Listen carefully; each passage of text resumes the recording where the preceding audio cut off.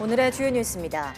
반세기 만에 추진되는 미국의 유인 달 착륙 프로젝트의 첫 미션인 아르테미스 1호 발사가 우리 시각 오늘 밤 이뤄집니다. 이번 발사에는 사람 대신 마네킹을 태워 달 궤도를 가는데 3년 뒤에는 실제 사람을 달에 착륙시킬 계획입니다. 아르테미스 1호 발사에 쓰이는 우주 발사 시스템 SLS 로켓은 역대 최강으로 평가받습니다. 50여 년 전 처음으로 아폴로를 달로 쏘아 올린 발사체 세턴5 로켓보다 크기는 12m 작지만 성능은 25% 더 향상됐습니다. 코로나19 신규 확진자는 휴일 영양 등으로 전날보다 4만 2천여 명 적은 4만 3,142명으로 집계됐습니다. 하지만 위중증 환자는 597명으로 6차 재유행 기간을 포함 최근 넉 달 만에 최다를 경신했습니다. 정부가 추석을 앞두고 과대포장 집중 단속에 나섭니다. 행정규칙상의 기준보다 제품의 포장이 과다한 경우가 단속 대상인데 위반하면 최대 300만 원의 과태료가 부과됩니다. 파키스탄이 석 달 동안 내린 비로 심각한 피해를 입고 있습니다.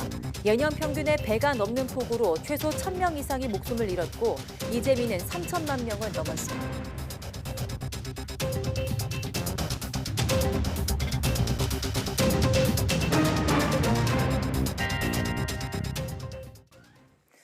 네, 여러분 안녕하십니까? 8월 29일 사이언스 투데이 시작합니다. 오늘 0시 기준 신규 환자는 어제보다 4만 2천여 명 적은 4만 3,142명으로 집계됐습니다. 일주일 전과 비교하면 1만 5천여 명 감소했습니다. 위중증 환자는 어제보다 16명 증가한 597명으로 지난 4월 26일 이후 125일 만에 가장 많고 6차 재유행 이후 최다 기록을 갈아치웠습니다. 오늘 0시 기준 전국의 코로나19 중환자 병상 가동률은 전날보다 0.5%포인트 오른 43.7%를 기록했습니다. 하루 새 숨진 환자는 49명으로 누적 사망자는 2만 6,618명, 치명률은 0.12%입니다. 코로나19 확산이 이어지는 가운데 수도권 서해의 작은 섬 주민에 대한 4차 접종이 이루어지고 있습니다. 방역 당국이 직접 배를 타고 찾아가 접종하는데요. 육지로 나오기도 힘들고 몸도 불편한 고령층이 많아서 더 효과적입니다. 김학무 기자입니다. 육지에서 배를 타고 1시간 30분을 달려야 도착하는 섬 육도. 전체 주민 37명이 사는 서해의 작은 섬으로 주민 대부분이 나이 많은 어르신입니다. 배가 도착하는 때에 맞춰 모처럼 마을의 노인 회장이 마이크를 잡았습니다. 코로나 4차 접종 맞을 사람은 지금 모셔서 지금 복귀관에 오셔서 맞으시기 바랍니다. 방송을 들은 주민들이 하나둘 마을 복지회관으로 와 백신 주사를 맞습니다. 접종에 나선 의료진은 안산시 보건소 소속 의사와 간호사 등 모두 3명. 배를 타고 육지로 나가 접종하기 수월하지 않은 어르신들은 고맙기만 합니다. 만약에 이렇게 와 해주시지 않으면 전 육지는 못 나가요. 다리가 안 좋아서요. 오지 않으면 또 못해요. 못 맞아요. 나가면 누가 하나 꼭 데리고 나가야 되고. 안산시가 찾아가는 코로나19 접종에 나선 서해의 섬마을은 모두 3곳. 덕분에 육지에서 먼 풍도와 육도 주민의 90% 이상이 4차 접종을 마쳤습니다. 이번 찾아가는 백신 접종은 섬 지역 어르신들께 접종 편의를 제공하고 코로나19 재확산과 위중증 위험을 낮춰줄 것으로 기대합니다. 안산시는 이번 코로나19 접종뿐 아니라 민원 상담과 서류 발급 등을 위해서도 섬 주민들을 위한 찾아가는 행정 서비스를 늘릴 방침입니다. YTN 김학무입니다. 네, 이달 초 대형 땅꺼짐으로 편의점이 무너진 강원도 양양 낙산해수욕장 사고 현장 부근에서 또 땅꺼짐이 발생했습니다. 전국적으로 땅꺼짐은 사흘에 2번꼴로 발생하고 있는데 치명적인 피해로 이어질 수 있는 만큼 예방 대책이 시급해 보입니다. 송세혁 기자가 취재했습니다. 양양 낙산해수욕장 인근 지하 5층, 지상 20층 규모 숙박시설을 짓는 공사 현장입니다. 지난 9일 공사 현장 앞 도로에서 가로 1.5m, 세로 2.2m, 깊이 1m의 땅꺼짐이 발생했습니다. 이번에 땅꺼짐이 발생한 곳입니다. 지난 3일 땅꺼짐으로 편의점이 붕괴된 사고 현장에서 200m가량 떨어져 있습니다. 편의점 붕괴 현장의 땅꺼짐은 가로 12m, 세로 8m, 깊이 5m에 이릅니다. 이곳 역시 바로 옆에서 지하 6층, 지상 20층 규모 숙박시설을 짓고 있었습니다. 개발 열풍으로 대형 숙박시설 건축 허가와 공사가 줄을 잇고 있는 이 일대에서 지난해 말부터 발생한 땅꺼짐은 확인된 것만 29건. 주민들은 불안감을 감추지 못합니다. 우리 집도 어떻게 될 줄 알아요? 하루아침에 이게 내려앉을 줄 어떻게 알아요? 그건 모르거든요. 그러면 어떻게 사냐고. 최근 5년 동안 발생한 땅꺼짐은 전국적으로 1,170건이 넘습니다. 사흘에 2번꼴로 발생한 셈입니다. 땅꺼짐은 과도한 지하 개발로 지하수 흐름이 바뀌거나 상하수도관 누수 등으로 지하 공간이 생기면서 발생하는 경우가 많습니다. 이런 사고를 막기 위해서는 지하수 수위 변동과 상하수도관 노후도 등의 정보를 담은 집안 침하 위험 지도의 필요성이 제기됩니다. 집안, 그다음에 지하수의 변동성을 검토를 해서 지하 시설물 위험 지도 같은 것들을 만들어서 도시계획이라든지 건축 계획할 때 반영을 시키는 거죠. 전문가들은 땅을 파헤친 뒤 제대로 흙을 메우지 않는 등 부실한 공사 역시 땅꺼짐의 주요 원인인 만큼 현장 관리 감독도 강화해야 한다고 입을 모읍니다. YTN 송세혁입니다. 네, 올해 지구촌엔 무더위와 물난리로 고생하지 않은 나라가 없을 지경이지만 파키스탄의 홍수 피해는 정말 심각합니다. 석 달 동안 끊임없이 내린 비로 1,000명 넘게 목숨을 잃었고 이재민은 3천만 명이 넘었습니다. 류재복 기자입니다. 삼킬 듯 휘몰아치는 물살 위로 헬리콥터가 다가갑니다. 바위 위에 표류한 소년을 구하기 위해서입니다.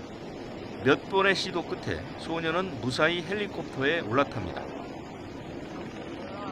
바다로 변한 마을, 가재도구만 겨우 챙긴 일가족이 목까지 차오르는 물살을 가르며 나아갑니다.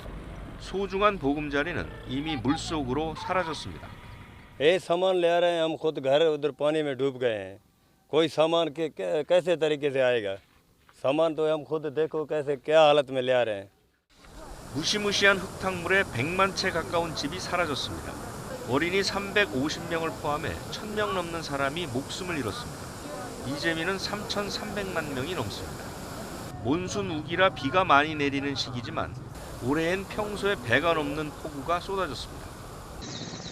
물난리를 피해 탈출하려는 줄이 길게 이어졌습니다. 한 명이라도 더 태우려 안간힘을 쓰지만 지옥을 벗어나려는 사람들이 너무 많습니다. ज़मींदारों के पास रखा हुआ जो सीड है वो भी नहीं होगा, खाने के लिए कुछ नहीं है, तो गवर्नमेंट के लिए तो दुश्वारी पेश आएगी। 농작물 대부분이 물에 잠겨버려 당장 먹을거리 구하기도 막막합니다. 파키스탄에 닥친 10년 사이 최악의 기후재앙. 국제사회가 지원을 서두르고 있지만 물난리를 극복하기엔 버거워 보입니다. YTN 유재복입니다.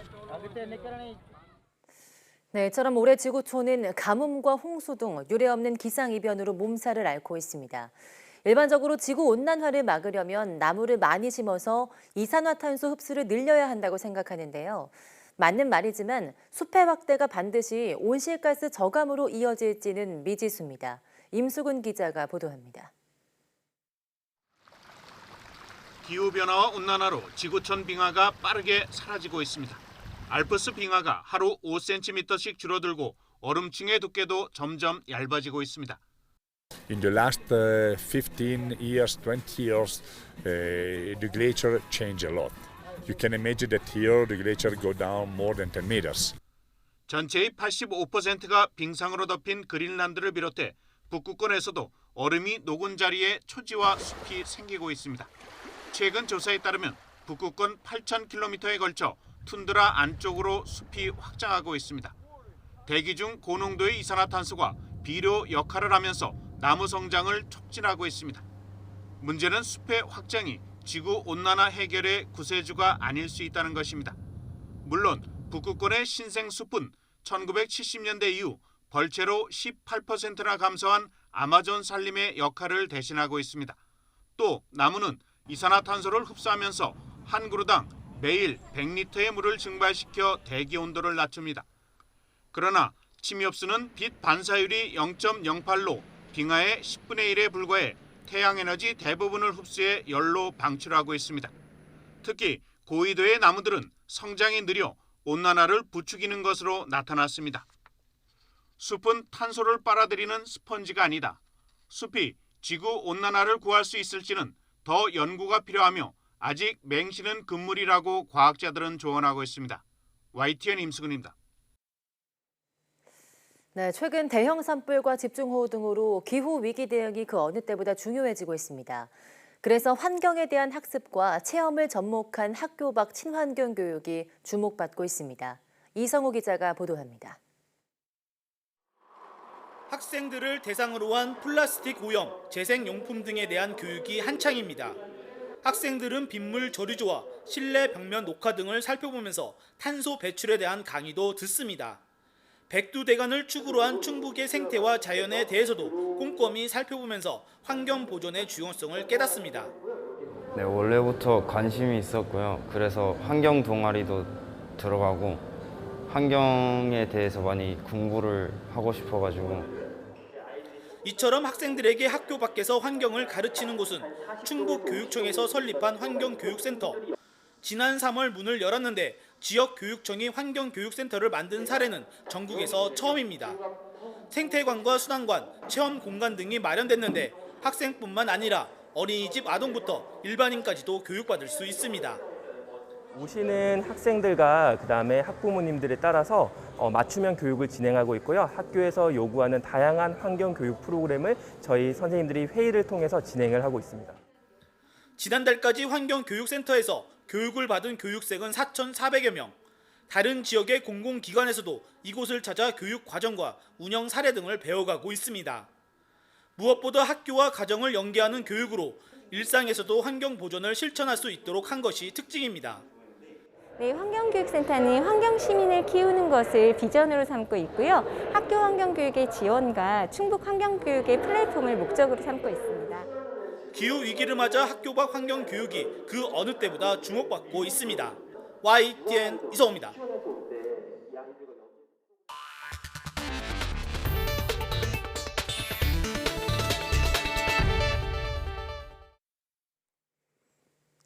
미국의 유인 달 착륙 계획의 첫걸음인 아르테미스 1호가 우리 시각 오늘 밤 발사됩니다. 이번엔 사람 대신 마네킹을 태우고 달로 향하지만 2025년에는 사람을 달에 착륙시킬 계획입니다. 보도에 최소라 기자입니다. 1969년 7월 우주인 3명을 태운 아폴로 11호가 인류 최초로 달에 도착했습니다. 이후 미국은 5차례 더 달에 착륙했고 달 표면을 밟은 사람은 12명으로 늘었습니다. 마지막 유인 달 착륙은 1972년 아폴로 17호를 끝으로 미국은 유인 달 탐사를 중단했습니다. 그리고 53년 만인 2025년 다시 달에 사람을 보낼 계획을 내놨습니다. 그 첫 발로 오늘 아르테미스 1호를 발사합니다. 이번에는 사람 대신 인형을 태우고 갑니다. 지구에서 최대 45만 킬로미터 떨어진 지점을 돌아 달에 착륙하지 않고 42일간 비행을 거쳐 오는 10월 10일 지구로 귀환합니다. 비행 과정에 문제가 없는지 여부와 나중에 사람이 타게 될 오리온 캡슐이 지구로 진입할 때 발생하는 뜨거운 열에 버틸 수 있는지 등을 점검하게 됩니다. We're going to make it do things that we would never do with a crew on in order to try to make it as safe as possible. 2024년에는 아르테미스 2호가 실제 사람을 태우고 달 상공까지 날아갔다가 착륙은 하지 않고 되돌아옵니다. 2025년에는 아르테미스 3호가 발사되는데 이때는 타고 간 우주인 4명 중 2명이 달 표면에 내려 7일간 탐사 작업을 한 뒤 다시 타고 돌아옵니다. 50여 년 만에 유인 달 탐사를 위한 대장정, 그 첫걸음이 오늘 시작됩니다. YTN 사이언스 최소라입니다. 네, 이번 아르테미스 달 탐사의 첫 번째 미션 아르테미스 1호 발사에는 대형 우주 발사 시스템 SLS가 사용됩니다. 50여 년 전 달 착륙선 아폴로를 쏘아 올렸던 세턴5 로켓보다 크기는 작지만 추력은 더 강하다고 하는데요. 이성규 기자가 전해드립니다. 미국 나사가 반세기 만에 달에 우주인을 보내는 아르테미스 달 탐사에 쓰일 우주 발사 시스템인 SLS 로켓입니다. SLS 로켓의 높이는 98m로 50여 년 전 인류 최초로 달에 사람을 보낸 세턴5 로켓보다 12m 작습니다. 크기는 작지만 추력은 SLS가 세턴5보다 오히려 15% 더 강합니다. 이뿐만 아니라 로켓의 성능을 가늠하는 추력 대비 중량비도 SLS가 세턴5보다 25% 더 높습니다. 그러니까 추력 대 중장비가 세턴5보다 한 25%가 높다는 얘기는 그만큼 상대적으로 25% 작은 그 로켓으로 동일한 추력을 낸다 이렇게 보시면 될 것 같아서 기술적으로 훨씬 더 발전된 로켓이다 이렇게 말씀드릴 수가 있어요. SLS 로켓의 심장인 RS-25 엔진은 1단에 230톤짜리 4개가 장착됐습니다. RS-25 엔진은 과거 국제우주정거장까지 우주인을 운송했던 우주왕복선에 쓰였던 엔진으로 SLS 로켓에 적용하기 위해 엔진 컨트롤러와 노즐 장비 등을 업그레이드했습니다. 3단으로 구성된 세턴5와 달리 2단으로 구성된 SLS 로켓은 양옆에 고체 부스터를 장착했습니다. 고체 부스터는 발사 후 약 2분 동안 로켓 추력의 75%를 담당합니다. The 5-segment solid rocket boosters are the largest, most powerful boosters ever built for flight. Each booster will produce more than 3.6 million pounds of thrust, launching the Artemis missions to the moon. SLS 로켓은 사람 대신 마네킹 3개를 오리온 우주선에 태워 아르테미스 달 탐사에 첫 발을 내디딜 예정입니다. 이어 2024년 유인 달 궤도선 발사에 이어 오는 2025년 아폴로 17호 이후 53년 만에 유인 달 착륙에 나섭니다. 나사는 세 차례의 발사 이후엔 현재보다 더 성능이 향상된 SLS 블락 1B와 블락 2를 개발해 화성 등 차세대 우주 탐사에 활용할 계획입니다. YTN 사이언스 이성규입니다. 네, 카페에서 일회용 컵 사용을 줄이자는 환경 캠페인이 시작됐습니다. 다회용 컵 무인 반납기가 서울 시내 800여 곳에 확대 설치되는 등 이용 편의성도 크게 개선될 전망입니다. 최명신 기자입니다. 지난 수요일 서울광장에서 열린 제로카페 무료 시음 행사. 환경부와 서울시 국내 대형 커피 업체 7곳이 올해 안에 일회용 컵 1,000만 개를 줄이자는 목표로 한자리에 모였습니다. 보증금 1,000원을 내고 다회용 컵을 받은 뒤 원하는 브랜드의 음료를 무료로 마실 수 있어 시민들의 호응이 뜨거웠습니다. 무료로 이용할 수 있어서 너무 좋았고요. 환경에도 이바지할 수 있다는 생각에도 좀 뿌듯한 마음이 들었습니다. 다 마신 컵은 무인 반납기가 설치된 카페라면 어느 곳이든 현금이나 포인트로 환불 가능합니다. 꼭 3대서 반납하지 않고 여러 군데서 반납을 할 수 있어서 동참하기에 더 쉬운 것 같습니다.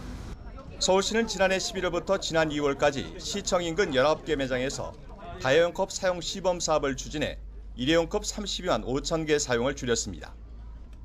이 기간 다회용 컵 반납률은 80%에 달합니다. 이 같은 성과를 바탕으로 연말까지 유동인구가 많고 카페가 밀집된 20개 거점 지역에 다회용 컵 무인 반납기 800대를 설치하기로 했습니다. 일단 시작은 커피숍이 밀집해 있는 지역 20개 거점 지역을 중심으로 해서 앞으로 이 다회용기 무인 반납기를 점차적으로 800개에서 시작해서 서울시는 특히 다회용 컵 세척장 운영을 지역 자활센터와 협력하기로 해 지역사회 일자리 창출과 저소득 주민의 자립 지원에도 기여할 것으로 기대됩니다. YTN 최명신입니다. 환경부는 추석 명절을 앞두고 전국 각지에서 과대포장 집중 단속을 벌여 위반 대상자에게 최대 300만 원의 과태료를 부과하기로 했습니다. 이번 집중 단속은 오늘부터 다음 달 16일까지 이루어지는데 제품의 포장 횟수가 과다하거나 제품의 실제 크기에 비해서 포장이 지나치게 큰 경우 행정규칙상 정해져 있는 기준에 따라 이루어집니다. 집중 단속은 시도 또는 시군구 공무원이 간이 측정법에 따라 측정한 결과 기준 위반이 의심되면 제품의 제조, 수입, 판매자에게 한국환경공단 등 전문 검사기관에서 검사를 받고 결과를 제출하도록 명령을 내리는 방식으로 진행됩니다. 네, 요즘 농촌 들녘이 누렇게 익어가고 있는데요. 전남을 대표하는 유기농 쌀 백세미가 이른 추석을 맞춰서 본격적인 햅쌀 공급에 나섰습니다. 오선열 기자입니다. 기록적인 더위를 견뎌낸 들녘이 조금씩 누렇게 물들어갑니다. 어느덧 벼는 고개를 숙이고 추수를 기다립니다. 올해 가을 거지를 앞두고 농민과 농협이 한자리에 모였습니다. 농민들의 가장 큰 걱정은 쌀값입니다. 원자재 오르고 쌀값은 내려가고 여기에 대해서 좀 대책이 있는지 궁금합니다. 지도 또 지원 부분을 강구와 강화를 하겠습니다. 곡성 석곡농협이 길러 배급하는 품종은 친환경 유기농 쌀 백세미. 다행히 수확한 쌀은 농협이 수매와 판매를 책임지고 있어서 농민들은 걱정을 한시름 덜었습니다. 곡성은 친환경 농법으로 지은 벼입니다. 그래서 가격이 좀 셀지는 몰라도 그거 이상으로 효과가 있으니까 재고 쌀도 팔기 위해서 진짜 열심히 홍보도 하시고 그러시는데 이른 추석에 맞춰 본격적인 햅쌀 공급도 시작됐습니다. 농민들이 정성 들여 재배한 쌀을 포장하는 손길이 분주합니다. 고품질 쌀로 시장을 선점하고 농가 소득 증대에 도움이 되고 있습니다. 고품질 쌀을 생산을 해야지 좀 승부가 나지 않냐. 그래서 국민들 1인당 쌀 소비량을 늘리려고 하면은 고품질 쌀과 쌀 가공식품을 많이 개발을 해야 된다. 저는 그렇게 생각을 하고 있습니다. 우리 농촌 농업을 살리는 길을 많이 심사숙고해 주시기를. 지난해 백세미 매출액은 43억 원. 단일 품종으로 최고 매출을 기록한 백세미가 먹기 쉬운 컵 누룽지로도 출시되면서 올해는 50억 원 달성도 기대됩니다. YTN 오선열입니다. 네, 막걸리 하면 옛부터 전해온 서민의 술이라는 이미지가 강하죠. 그런데 이 막걸리가 중년의 술이라는 이미지를 벗고 젊은 애주가들의 입맛까지 사로잡는 술로 거듭났는데요. 이른바 탄산 막걸리입니다. 김민성 기자입니다.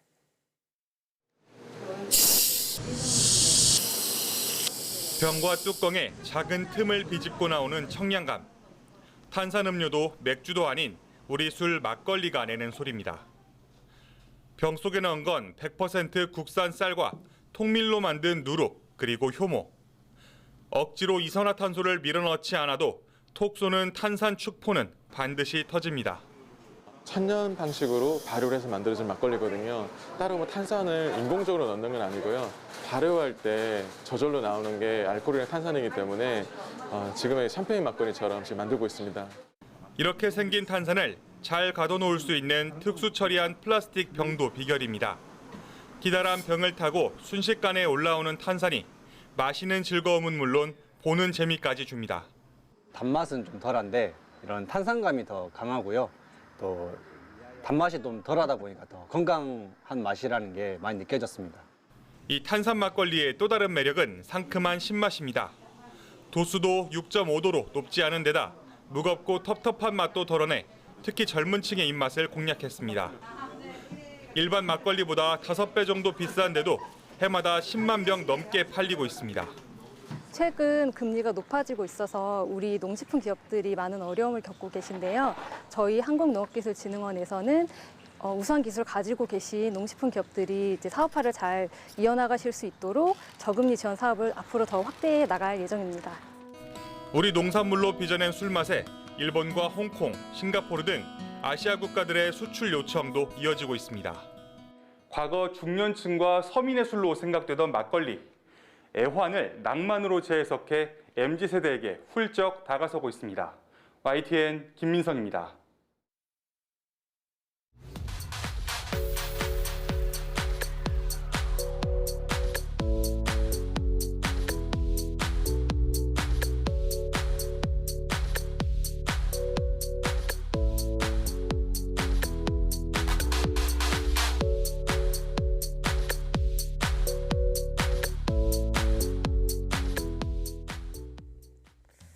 네, 스마트폰과 컴퓨터의 사용량 증가로 인해서 생활 습관이 변하면서 얻게 된 질환이 있죠.